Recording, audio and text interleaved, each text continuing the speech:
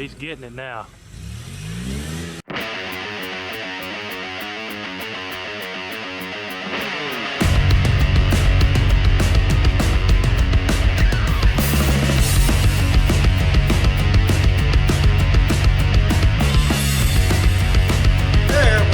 Welcome to Metal Customs. Today out here in the shop, we've got a new project showed up this past Saturday, and been looking forward to this one. You don't see a whole lot of these around, and I'm just thrilled that we got it in here and we're going to get to do a lot of work on it. This is basically a full restoration. We're going to be doing a lot to this thing, and I'll explain it to you and give you the rundown on everything. But first, what is it? Well, this is a 1970 Mercury Cougar. And these things are just iconic. I know, like me, I'm a big Mustang fan, or the guy down the road, he's a big Camaro fan, and you got your Charger Challenger fans and stuff like that for the late 60s, early 70s stuff. But the Cougar is often overlooked as a pretty iconic car. And the cool factor is just, bam, you know, they are awesome. And this one right here, this car's in pretty good shape for the year. I mean, you expect rust and body damage and stuff, you know, for a 1970 anything. But let me bring you in here closer, and I'll give you the once-over on her, and then I'll explain to you everything that we're going to get done to it. And like I say, it is a 70 model. Does have the hideaway headlights that go with it. Got the hood over there. It looks to be in pretty good shape. We'll check it out super close. But this thing is factory 351 Cleveland, air conditioning, power disc brakes, and power steering. So that's a good little option package for this car. And like I say, this car is, to me, it is in a good shape. I mean, we're going to have to body work, there ain't no doubt about it. You know, down here, once we get sanded, we'll see how bad the bottom of the fenders are. And then we're going to have to do some work there on that fender. The door, typical in the corner is bad. We'll get all this glass out of it. The roof, I mean, once we get it sanded, it may be a different story. But just first looking at it, man, it doesn't look bad at all. I know there's filler running across here. It may be the factory roof line, I don't know. We'll know when we get it sanded. I've got a nice little dinghy to fix right there. He brought me the quarters, the rear quarter pieces for this that we'll put in. He'll be bringing in the, I call it the inner quarter / trunk pan, so we can get them in there. The trunk looks good except for the lip under here.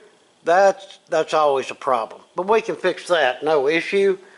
Back panel looking good. This panel down here we're going to have to take off and work out, as well as the front valance. We have it. We got to get it all worked out and use it. Pretty much the same story on this side. Replace this piece of quarter, but we don't have the damage here. Yeah, definitely going to work on this door some.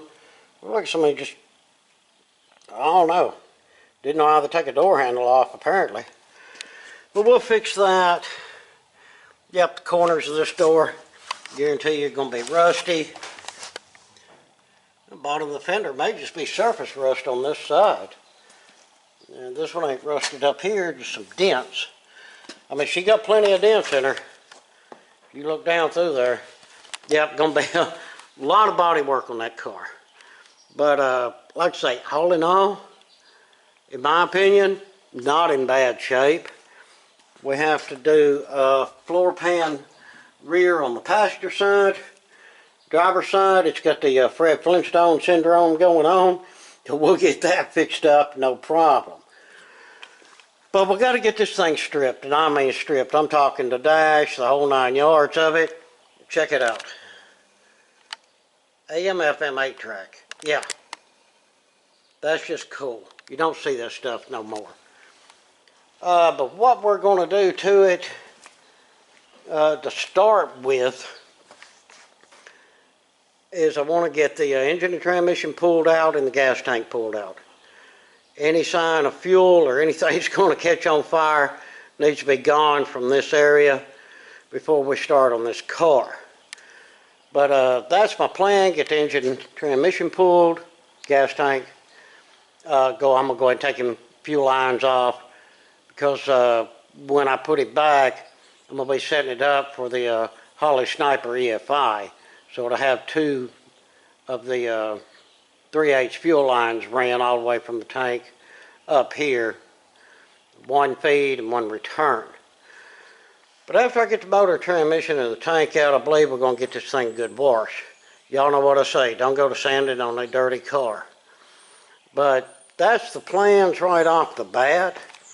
Like I say, this is going to be pretty much a full restoration. It's going to be a very time-consuming job. And we're just going to work on it a little bit each month and stay within the customer's budget. But I'm looking forward to it, and I think it's going to be a lot of fun and end up being an awesome, awesome car. Well, there's the basics of it, what we're going to be doing and where we're starting. And like I say, we're going to be doing a lot to it. Crap load of body work, panel repairs, and things like that, as well as now on the rear end. He said he bought a 4-link setup, so we're going to install that 4-link setup as well, get rid of them old crappy leaf springs, and it'll have coilovers and stuff on it. He's got, I think he said a coilover set up for the front end.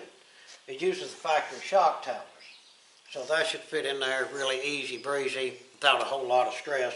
And it's already got disc brakes on the front, so that's a big plus. Like I say, a lot to do with this thing, and this is going to be a really ongoing project. So just stick with us, and let's see what we can accomplish on it. I think the first thing we need to do, like I said, get this motor transmission out of here and then the gas tank. Let's raise it up, find the drain cock for the radiator, and we'll get it drained. It does have good antifreeze in it. I have a clean bucket. There's no sense of wasting it. Put it in the bucket, and whenever everything goes back together, we'll just take a strainer and pour the antifreeze back in. Reuse, save some money. Let's raise her up.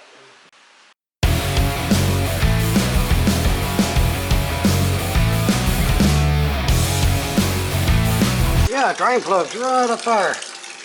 I took that piece of wire loom and stuck over it. That way it drains steady into the bucket, see? If not, I was just going to hit them lines, hit that piece of frame right there, and just splatter all over the place. Alright, we'll just let that sit and drain. While that's draining, let's just go ahead and start taking stuff apart. We'll get these braces out of the way first. 5/8.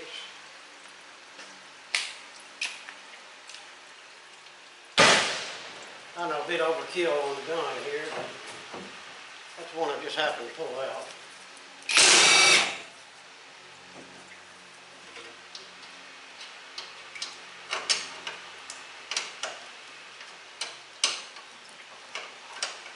Well, I think I'll be able to get that nut under there. I bet that's 11/16 under there. Let's see.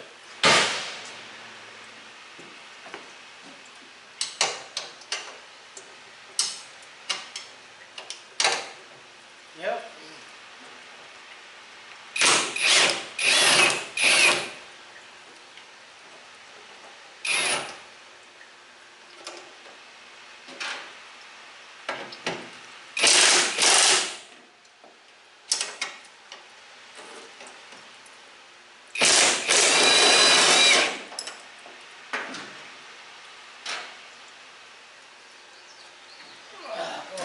Side.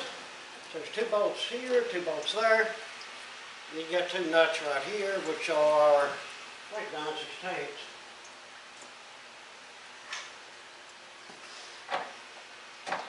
Yes, 9/16. Get them zapped out of the way, and then we can get to everything. And like I said, just start unhooking stuff. I did get a little done yesterday. All the AC lines are loose, heater core, electrical, pretty much I do believe everything on top's ready to go. We need to raise it up, start unhooking everything underneath the bottom. That's going to be the time consumer. But this is, what is today, Thursday? Yeah, day after the big storm. As you can see, it flooded my shop out. I mean, no damage, thank God, just a lot of water coming through. And apparently it rocked that door so hard that that metal bar fell out of it. Yeah, we had a pretty good little storm burst come through here. Here, I'll throw you up a little footage right quick for you to see.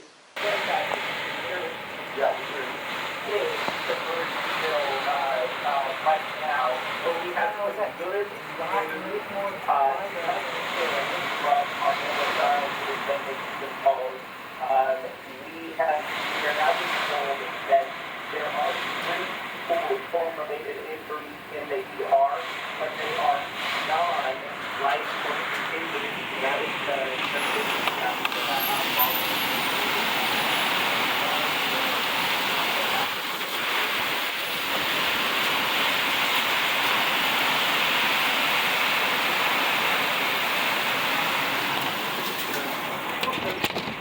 But it looks like everything's moving out. You see there's a lot of water down there. There's a broken tree over there, tree limb. But besides that, we really did luck out, guys. Nothing got damaged or tore up. The house is fine, shop's fine. We didn't lose electric. And yeah, I was up all night, so don't know how much I'm going to get done today. Gotta get all these cars put back. But right now, I'm going to raise this thing up and start unhooking everything underneath. And guys, on these old cars, it really ain't that bad. Like I say, not a whole lot of wiring in them, not a whole lot of hoses. I mean, this one here, it does have some decent little bit of vacuum lines and stuff like that. I didn't take none of the harness off the motor because it just unplugs. But, gotta get that one while I'm standing there, no doubt. Yeah, something like that'll hold you up. And I gotta find wherever the ground strap is from the engine to the frame. But let's raise it up and see what we got to deal with underneath. Alright, no, I haven't got much done. I'm trying to sweep all this water out and everything from that storm. Yeah, what a pain. But what I wanted to do right quick was show y'all underneath this car before I start taking everything apart. That way you get to see, you know, what we're starting with. And here we go. Front frame section looks good. Yeah, don't see no issues there. Of course, port looks good. We'll see when we get down into there. And we've got to put new rubbers, of course, in that. Or is it welded? Okay, I think it's welded on this one. Yeah, there ain't no rubbers. But we'll check that where it meets the frame. But just looking at it, yeah, it looks good. All the front end assembly looks good. Power steering, I mean, it leaks, but it's all there. It looks good. Man, that oil pan. Yeah, he's going to have to take an oil pan off and beat that out or just buy one. Yep, you know what that's from, guys? People putting the jack under it, I bet. Yeah, probably so. As you see, she's automatic and got a little bitty exhaust on it. We'll change all of that when we put this thing back together. We do have some rust issues here. That's torque box issues. And we'll get that fixed when we repair the floorboard. Same on this side. Now, I am going to run custom-made frame connectors on this. And seeing as we have this damage here, which I think is just the box part here. But I want to run that frame connector all the way up in here and just make this thing just as stout and as good as I can.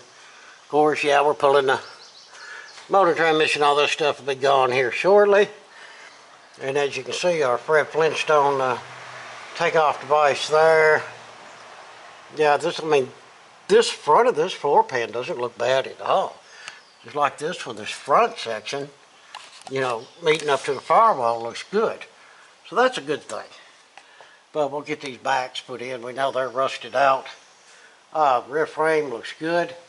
Of course, we'll be attaching to it with our frame connectors. And get that big 9-inch Ford in there. Yep, love it, good stuff. Of course, brand new gas tank. We'll get that drained and get it out of here. The frames back here usually rotted all to crap. These really ain't that bad from what I can see. Usually right there where the leaf springs go in, they're just shite. But these are not. But we'll know once we get everything apart. But yeah, there's a quick look underneath her before we start stripping her down. Well, I believe I've got everything unhooked. Like I say, pulling motor and transmission together. Let's just put some tension on it and go slow and easy. Watch what we're doing and see if we can get this thing out of here.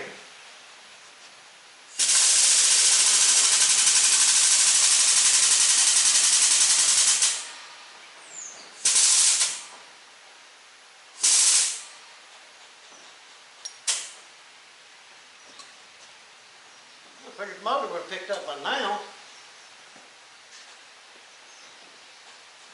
Well, the suspension came way up, didn't it? That was stuck on something.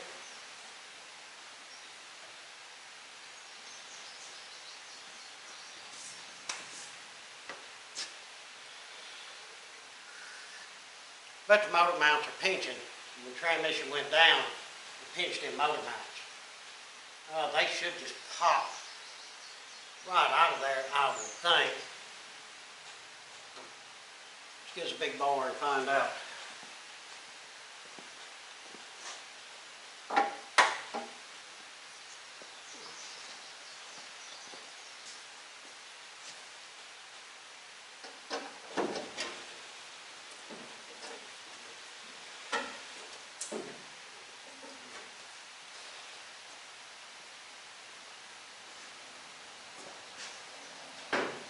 Yep, motor mount stuff. I got the bolts out of them. Let me wiggle jiggle. We should be able to get this out of here and get it going our way.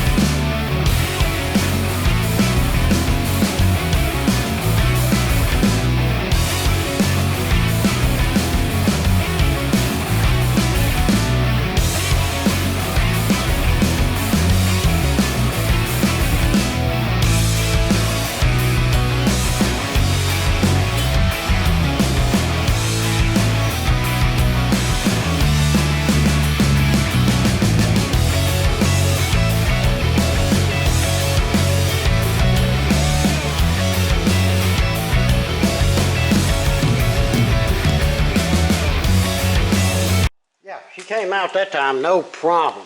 The only bad thing was I snagged my glove. Hadn't been for that, I've done this 100 times and it won't let transmission leak. But, I mean, this thing would have got a trans service anyway, and all the fluid drained, so, well, we're just doing it now. What if he pushed the car back? What I'm going to do is just set the engine here, across the lift, because I assume he'll come and get it pretty soon. But even on the front of the lift, it won't be in the way of nothing. The way I got that out, guys, y'all can see it right down here. The power steering unit, I just took it loose. That gave that bell housing just enough room to come forward, and bam, she come right out of there. Yeah, no problem. Now we get to see all of this frame and everything in here, which, well, looking pretty good. Yeah. Oh, even under the battery box looks good. That's very rare. Well, happy to see that. Well, cool. Well, I got to get some stuff cleaned up and put up, and got to get this engine sitting. I'm going to let it drain for a little bit, and then we'll get it off the cherry picker. There you have it. Yeah, it ain't going to fall. It ain't going to go nowhere. A block of wood there. Block of wood there. And pipe. And transmission. Yeah. Yeah, that's sit there just fine. The reason I do this, the way the cherry picker is, if you look at the height of it, it's all the way down right now versus where the engine is. The way I had it short chained, I had to short chain it so I could pull the motor transmission, you know, way on up high and get it out of the car. It would not have set that motor on the ground. So I like just setting them on the lift like this, the way I can just lift the lift up to it. And then when the customer wants to come by and pick it up, it's easy to just snatch right off of there. And this is an extended lift, so it ain't taking up no room. You see the car still fits, and I can put anything I want on here. But yeah, that's how we do it here. But cool, let's call it a day on this, and we'll come back out tomorrow. What do I need to do next? Get the gas tank out and get the fuel lines off. Yeah, because we don't want no fuel anywhere near us when we're cutting and slinging sparks and whatnot. But yeah, that's the next thing we'll get taken care of. Got the gas tank and all the lines out. There was not one bolt holding gas tank in, just the filler neck bolts. Somebody has set this thing in there and used some kind of adhesive something or another. Yeah, I had to take a pry bar, well, a crow's foot, and get in there and slowly peel the gas tank out. That's crazy, ain't it? But hey, we got it out of there. Now, turn my focus on the inside. I've got the instrument cluster out of it. And I'm going to go ahead and get the radio out and get all this dash out. And we got a crap load of wiring harness in this thing too. Keep in mind, guys, this is a, you know, total restoration. So I'll be pulling every bit of the wire and harness out. But next, like I say, let's go ahead and take care of that dash. Get it out of there. And after that, we may do the heat and air box. I don't know. But dash first.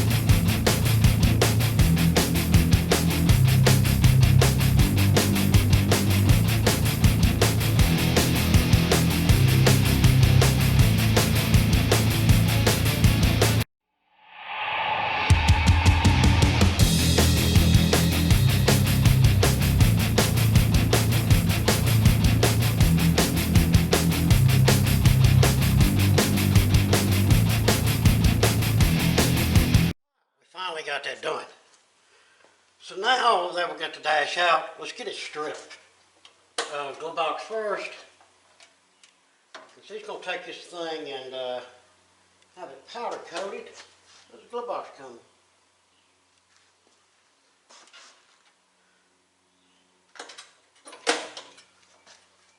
That maybe screws are on the back side of it. Yep.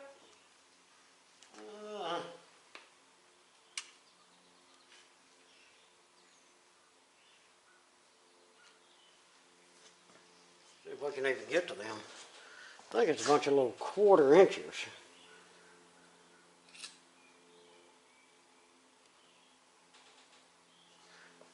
Let's see.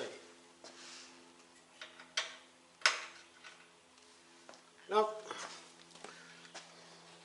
I think that's that weird 11 30 seconds. Well, here's a 9 30 seconds. It's probably that 11 30 seconds. Maybe 5/16. Okay, it's 5/16. We have turned in that. You can't get to them two. So,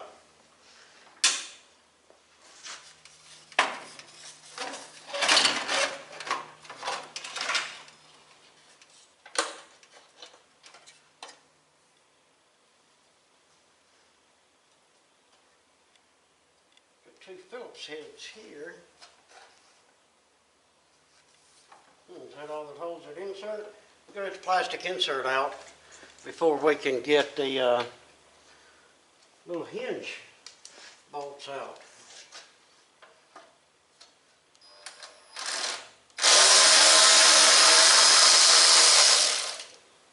Tell you what, guys, this right here has gotten into a lot of places for me.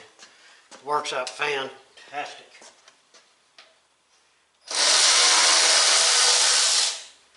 But there's them two. It doesn't seem like it's just going to fall out. That's because there's 3 in there.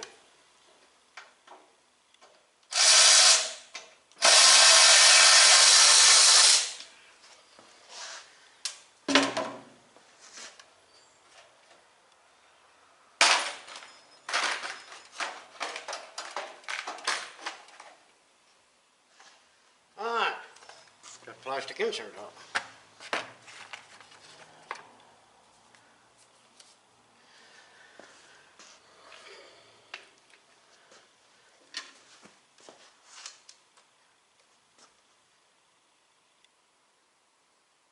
That will come off, and all that'll come off. I might just leave it on there for now. He's taking this thing to the powder coat, so I want the glove box door with it. Sometimes it's better just to leave a couple of things on there. Alright, this light can go. There again, the screwdriver.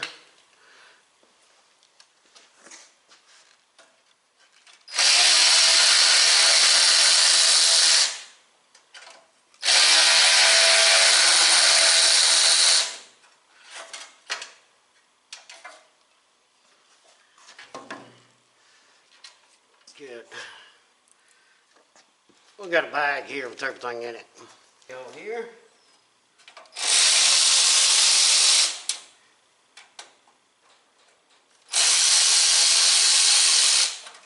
Supposed to have 4 screws holding it, but I only had 2 in it.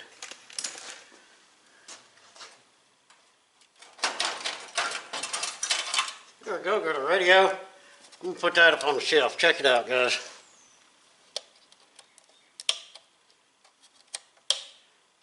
AM and FM 8-track player.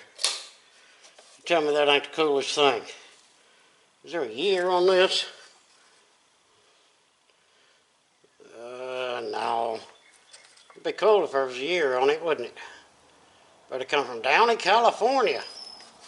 Yes, worth saving. Alright, we have AC control panel here. Let's see the back side. I don't see like because the screws are going.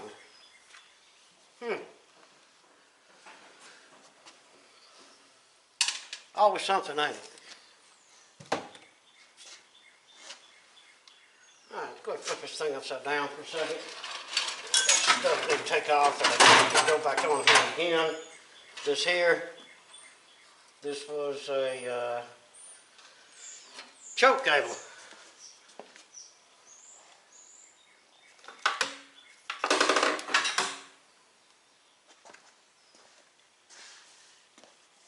You know, for a carburetor, choke, bullet choke. Yeah. A lot of y'all have no clue what I'm talking about. Look it up. Oh, why did somebody put flatheads in there?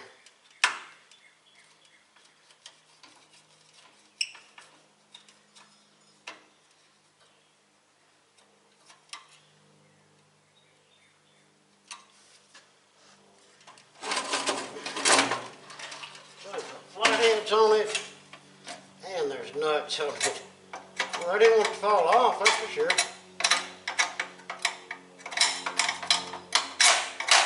Tell you what, so we don't have a big time hassle with that.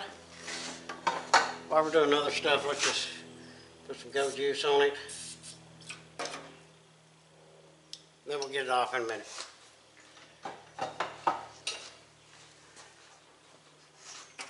Alright, start it on in and go to the other, guys. All the plastic clips going to come off. AC and heat. All this is going to come off. Anything that's going to be in the oven of a powder coat does not need to be on here, that's a fact. These are lights, I do believe. And there's nothing in them. They're hollow as can be. Yeah, we'll take them off. Trying to see how the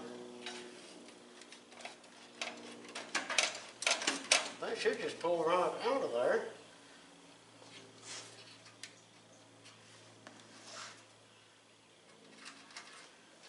Get a clips. These are wire clips. Yeah, stuff like this you can pull off and reuse, guys. If it doesn't break, I mean, and for these type, here's what I do. Give me a pair of needle nose.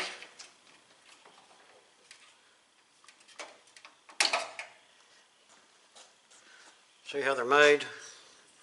You just mash them together, pull them right out of there. Alright, let me get some of this miscellaneous stuff, then we'll get to the bigger items. Alright, we're getting it stripped down. Yeah, still got one there that does not want to come off. But, headlight switch. For those of y'all who don't know how to get one of these older style headlight switches apart, and it's probably the same crowd that's still thinking about what is a choke cable. So, go on the back side of the headlight switch. I'll show you this once I get it out. There's a button that you depress, and a spring-loaded button. Well, it will let you pull this out.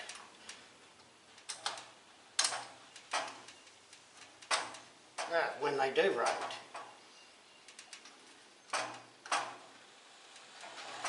There we go. See a little latch right there? Alright, after you get that out,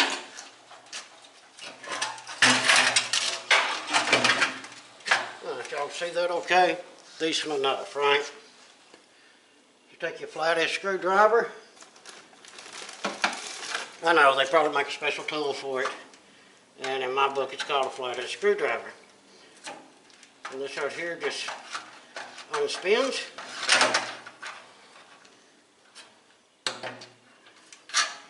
That's it. There's your headlight switch assembly. Now, on the back side, see a little button right there?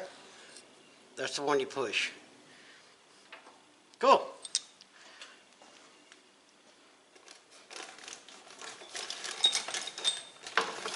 And for the windshield washer, it's just basically got one of them screw things on it, but you do have the post in the way. The post does not come out of the way. The way I do it a lot of times, to be putting a needle to the nose. The way I can go in there and get into the little slots.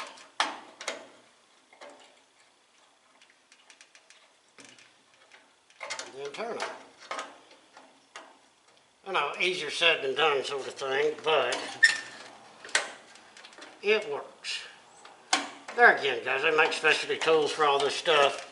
If y'all want to grab them, so be it. But for me, I just continue doing it this way, and it pretty much works out for me.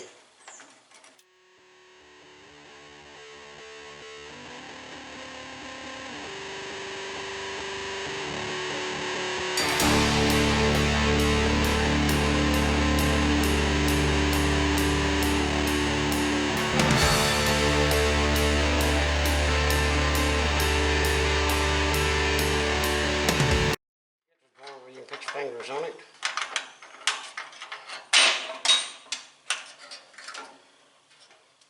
And that is that. Alright, throw all this back together loosely, the way we'll keep it all together. Yeah, that's how you do that. We're making some pretty good progress, y'all. Like I say, the dash is stripped down enough, that's fine. As you can see, all the wire and harness here. That is all the wire and harness out of the whole car. So, now that we got that done, we have a crap load of vacuum lines. We need to get the brake booster, master cylinder off. But I think tomorrow what we might do is get the heat AC box out of here. I think that'd be a good thing. But yeah, she's getting there as far as getting gutted. I mean, you got to strip one down in order to do it right. And we'll go through all that electrical as well and check it and make sure it's all in good shape. There ain't no bad spots or anything like that. But yeah, she's coming along. Right. Well guys, next thing I'm going to do with the big Cougar is I'm going to move it over to the first bay. I need to get it set up on that lift where it's rigid, because the next things I'm going to be tackling are the frame connectors. We'll have to custom make them. He bought a whole floor pan. We'll put the floor pan in, and we have to custom make some torque boxes for it. So I want it on that lift set up solid. Y'all will see what I'm talking about. But that's going to be for the next video. This one here, I think we're going to call it a day. We did get a lot accomplished on this car. A lot of stuff taken apart. Now we can see what we got to work with. And there again, I'm pretty happy with the condition of this car, especially for a 70 Cougar. I think it's pretty cool, and it's not in that bad of shape at all. But I'll get it over there and start filming on this next episode. So y'all look forward to that. Hope you enjoyed this video. I enjoyed taking the car apart and finding out what we got to work with. Well, if you would, throw us down some comments. If you're able, hit us up on Patreon and or that super thanks. And please like, share, and subscribe. Again, I appreciate it much. Till the next one, we hope that everyone has a fantastic day.